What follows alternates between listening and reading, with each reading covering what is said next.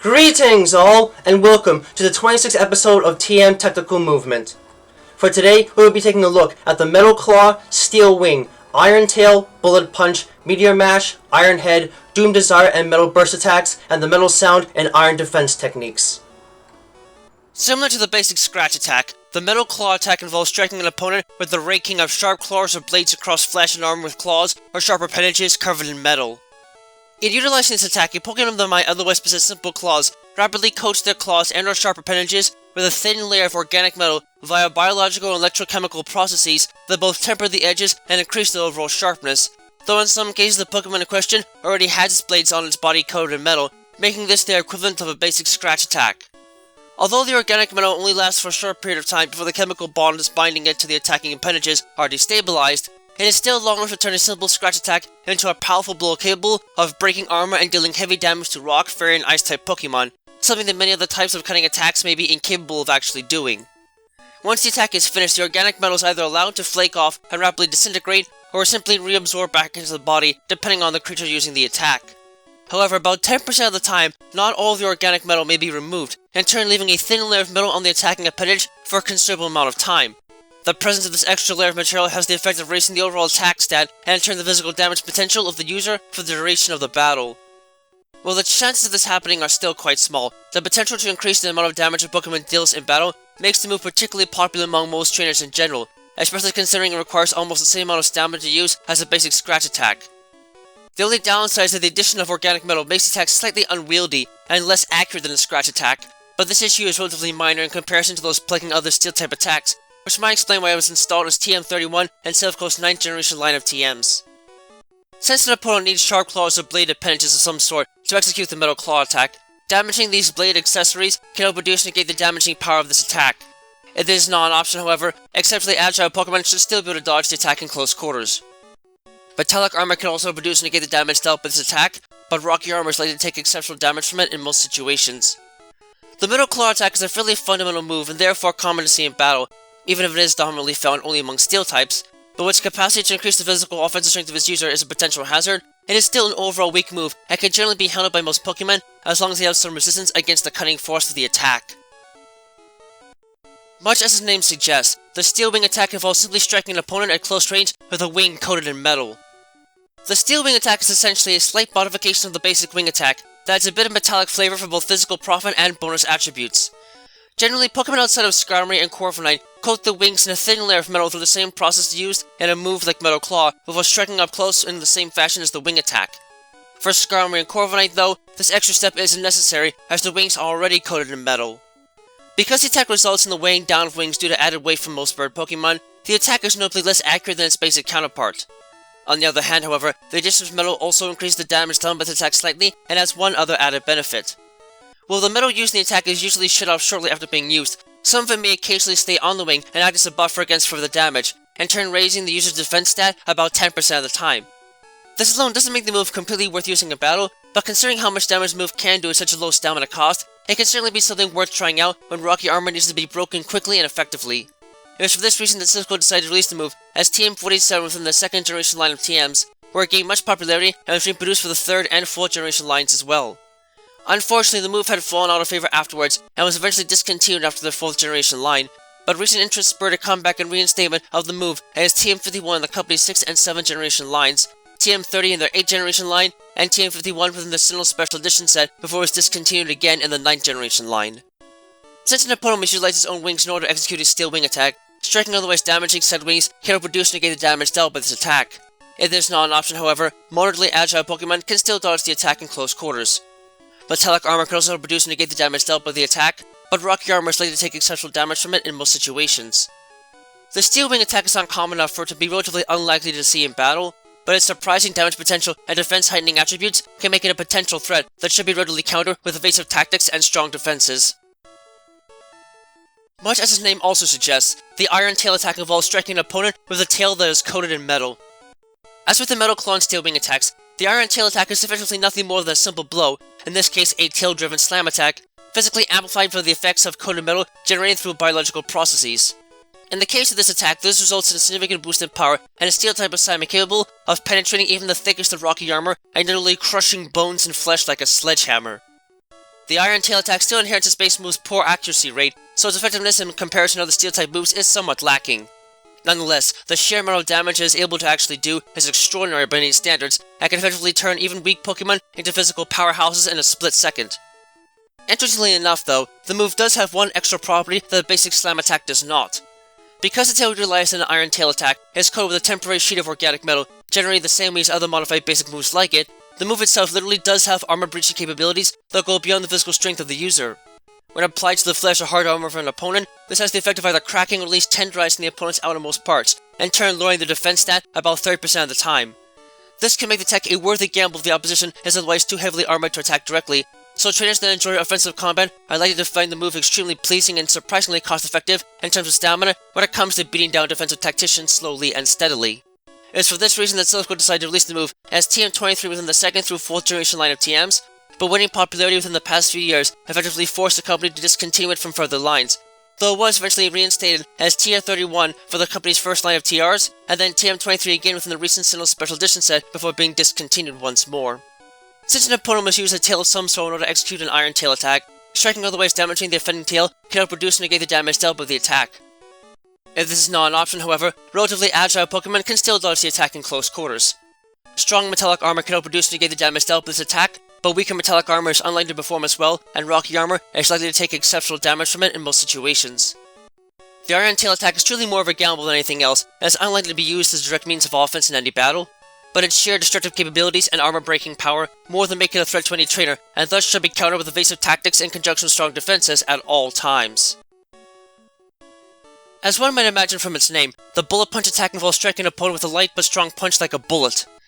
While most fist-based attacks are designed to take full advantage of the user's physical strength in their execution, the Bullet Punch attack trades sheer power for exceptional agility and a low stamina cost. Instead of focusing all of their power into a single strike, Pokémon that can utilize the Bullet Punch attack quickly with a light jab to inflict damage. Since it is not a full power strike, the damage inflicted is relatively low. On the other hand, the move costs very little stamina to execute, and it can be done so quickly and accurately that it can effectively garner the use of the first strike against an opponent at any given moment, regardless of the actual differences in speed. This can enable much stronger Pokémon to quickly knock out faster but weaker opponents before they can even get the chance to strike back, in turn making life difficult for all types of Pokémon with otherwise weak defenses. In terms of function, the Bullet Punch attack is almost identical to the Mach Punch attack. The only actual difference between the two is that the Bullet Punch is technically slightly faster than the Mach Punch attack, and tends to take on characteristics closer to that of Steel-type moves, either because the way it is delivered, or because the user is attacking with a metal-coated limb. Since an opponent must use a fist of some sort to execute a Bullet Punch attack, striking otherwise damaging said fist can outproduce and negate the damage dealt by the attack. Otherwise, however, the attack is exceptionally difficult to dodge in close quarters. Metallic armor can also outproduce and negate the damage dealt by the attack, but rocky armor is likely to take exceptional damage from it in most situations. The Bullet Punch attack is relatively weak overall, and is only learned by a scant few species naturally, but its capacity to enable first strikes in any battle can nonetheless make it a noticeable threat that should be countered with Pokémon possessing decent enough defenses to take the blow with little trouble. In essence, the Meteor Mash attack involves striking an opponent with a punch thrown with tremendous force while coated in metal. While the traditional Mega Punch attack is powerful by itself, the Meteor Mash attack takes the move's basic features and upgrades them tremendously. Before throwing a punch, a Pokémon with the capacity to utilize a Meteor Mash attack will generate a layer of metal over their fists and arms through the same processes used for other Steel-type moves covered previously, but is distinct in that the layer is deceptively thick and sturdy. This metal will still be broken apart by the sheer force of the attack's impact, but can easily be reassembled if the attack is to be delivered again. In combination with the attack's moderately high stamina cost, this makes the move a fairly reliable weapon in close quarters brawls. While it remains on the fist, however, the metal effectively increases the Mega Punch attack's damage potential, and grants it the properties of a Steel-type attack, and in turn making it effective against Rock, Fairy, and Ice-type Pokémon, as well as allowing it to actually damage Ghost types. More importantly, the move has the same properties as the Metal Claw attack, in that some of the metal gathered for the attack may remain stuck to the offending limb, raising the user's attack stat. The only difference is that the larger surface area involved in the attack effectively doubles the chance of this happening to about 20%. Unfortunately, the attack still suffers from a considerable preparation time, but in practice, this usually won't make much of a difference unless the opponent is keen on destroying your Pokemon's aim on purpose. Since an opponent must utilize a fist of some sort to execute a Meteor Mash attack, striking otherwise damaging said fist can outproduce and negate the damage dealt by the attack. If this is not an option though, moderately agile Pokémon can still dodge the attack in close quarters. Strong metallic armor can outproduce and negate the damage dealt by the attack, but weaker metallic armor is unlikely to perform as well, and rocky armor in general is likely to take exceptional damage from it in most situations. Although the Meteor Mash attack is limited to a handful of Pokemon, and thus should not be an extreme concern in most cases, it is still a move that should be observed and handled carefully if it is available to the opposition. As such, evasive tactics in conjunction with strong defenses are highly recommended above all other courses of action, as the attack's sheer damage potential and capacity to increase the offensive strength of its user is simply too much for a threat to risk ignoring. In essence, the Iron Head attack is basically a powerful headbutt attack delivered with an ironclad or otherwise exceptionally durable skull. As seen with previous Steel-type moves, the application of heavy metals tends to intensify the basic damage capabilities of just about every kind of fundamental attack, and the Iron Head attack is no exception to this. When a Pokemon with an ironclad skull, or an otherwise extremely durable one that is coated with metal of some sort generated through biological processes, delivers a basic headbutt attack, the move's damage capabilities are slightly increased past their traditional level, even though most everything else does not change. The attack still possesses incredible stopping power, and has a 30% chance of causing the opponent to flinch with every strike, so its practical applications are considerable. Even better is the fact that the move can be affected by items like King's Rocks, so the chances of causing the opponent distress are further intensified. The move is still extremely difficult to dodge in close quarters, and can prove to be quite effective at halting an opponent's advancements, so it's certainly a likely move to see in close quarters. Above all though, the attack gains the Steel-type classification associated with similar attacks for its ability to break through rocky and icy armor with relative ease, as well as the skeletons in most fairy types, making it a great weapon to use against such opponents. The only true setback to the attack is that it's mainly naturally learned by Steel-type Pokemon with limited exceptions, but for those willing to take the risk, it's a worthwhile move to bet a match on when the stakes are high, helping then to explain why it was made into TR-74 for Silphco's first line of TRs, and then TM-99 in the 9th generation line of TMs. Since an opponent must use his head to execute an Iron Head attack, it can be exceptionally difficult to reduce the damage done by the attack without seriously hurting the opposition in the process, and it's equally difficult to dodge the attack in close quarters. Strong metallic armor can help reduce and negate the damage dealt by this attack, but weaker metallic armor is unlikely to perform as well, and rocky armor in general is likely to take exceptional damage from it in most situations. While its relative limitation among Steel-type Pokemon may make the Iron Head attack easier to predict and plan for in battle than most others, the sheer amount of damage the attack is capable of, in combination with its stopping power, makes high defenses, protection against flinching, and a cautious attack pattern highly recommended when dealing with this move in battle. Considered to be the signature attack of Jirachi, the Doom Desire attack involves user externalizing its wish-granting powers and using them to slowly build up and release a concentrated burst of pure light capable of inflicting massive damage. The Doom Desire attack's full mechanics is still unknown as a result of the relative rarity of Jirachi, but it seems to work similar to the future side attack in that it requires the user to set up some sort of energy field. The difference is that with the Doom Desire attack, that field is an energy field formed from Jirachi externalizing their wish-granting powers, which in and of themselves are poorly understood, but are known to at least be able to turn the psychic energy reserves into light energy. Once this move is activated, it'll take approximately 2 combat turns before the external wish comes true. At this point though, Jirachi will release a massive beam of pure light that will strike the opposition with astounding force and deal catastrophic special damage. How pure light is able to inflict such damage is still not entirely understood, but considering the attack requires Jirachi to externalize the most secret power, it is possible that the secret may lie within this basic power. Nonetheless, it has been confirmed that the damage dealt is about as effective as a Steel-type attack, which makes some sense considering the attack utilizes light without any real heat, though this also seems to prevent it from dealing a critical hit or being powered up by a life orb, so it is considered as such. Although some aspects of the attack's generation and how it works mechanically might not be known well, aside from the fact that it completely bypasses moves like Protect, it cannot be argued that the Doom Desire attack is a vicious blow that very few creatures can survive intact, and it's likely the worst thing one could ever see come from a Jirachi in battle. Due to its use of light to inflict damage, there is no way to directly counter or dodge the Doom Desire attack. Strong metallic armor can help reduce and negate the damage dealt by the attack, but weaker metallic armor is unlikely to perform as well, and rocky armor in general is likely to take exceptional damage from it in most situations. The Doom Desire attack may not be much of a serious concern due to its isolation among Jirachi and the time it takes to actually work, but if it is accessible to the opposition, it is a truly devastating blow that only the strongest of defenses will be able to protect against in practice. In essence, the Metal Burst attack involves the user generating a blast of energized metallic shards that deal damage based on the amount of damage it lasts sustained by an attack. The Metal Burst attack is a modified form of both the counter and mirror code attacks that essentially combines traits found in both moves to form a different sort of move that is less powerful but overall more adaptable than either.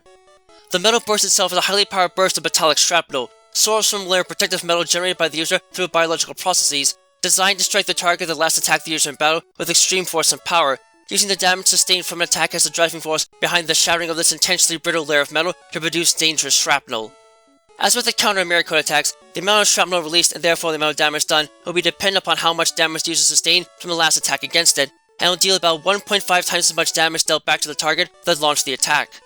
However, the Metal Burst is a significant improvement among its two contemporaries, in that it's able to replicate and inflict damage dealt by both physical and special damage without exception, though it does not force the user to move last and thus can be useless if the user is faster than the opposition.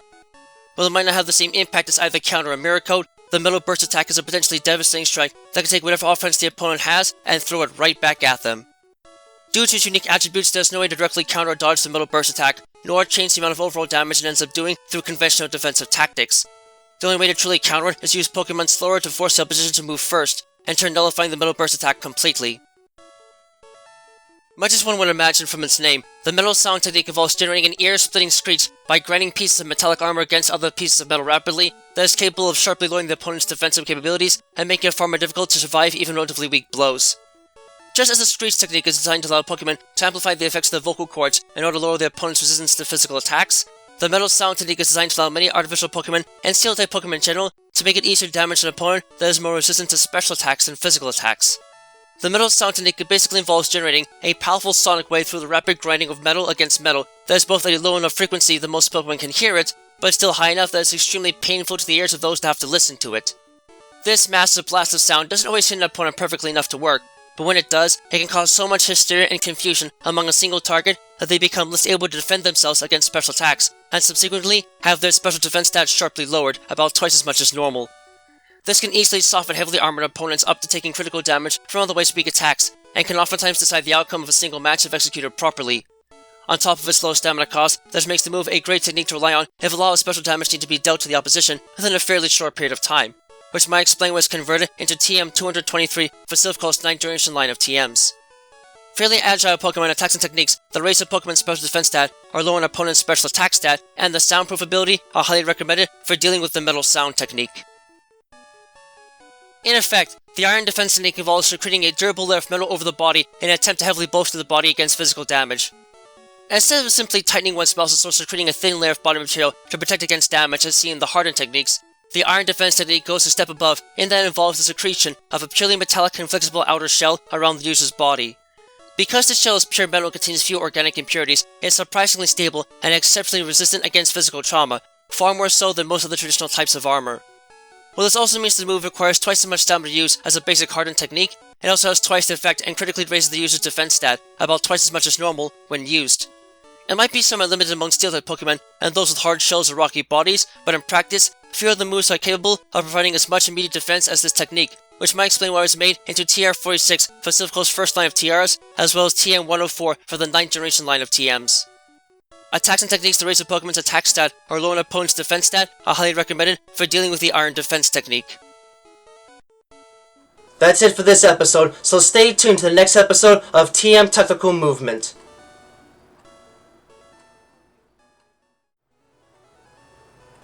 Thank you all for watching this video. It always brings me great joy to see others enjoying the work I do to try and make the world of Pokemon and the fascinating creatures that lay inside of it feel as real as they possibly can.